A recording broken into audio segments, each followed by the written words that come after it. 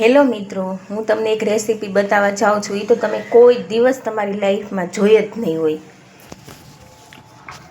તો આ છે કોબી. આની કોબી કહેવાય. કોબી અવળી મોટી આવે એને કટિંગ કરી અને અવડાવડા કટકા કરવાના. પછી આપણે આ તેલ કહેવાય, આને આ કડાઈ કહેવાય. એમાં આપણે તેલ નાખ્યું છે અને આ ઝીણી ઝીણી છે એને રાઈ કહેવાય. અને હા મિત્રો, આને છે ને જીરું કહેવાય. તમે તો જોયું જ નહીં હોય, જોઈ લો.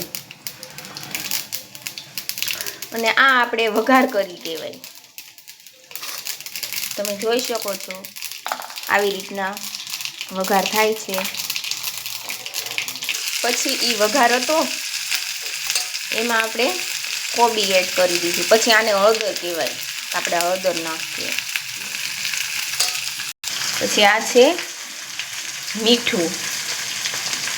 મીઠું છે તો આપણે આ મીઠું એડ કરી દઈએ. આને મીઠું કહેવાય. એનાથી સ્વાદ આવે ખાવામાં.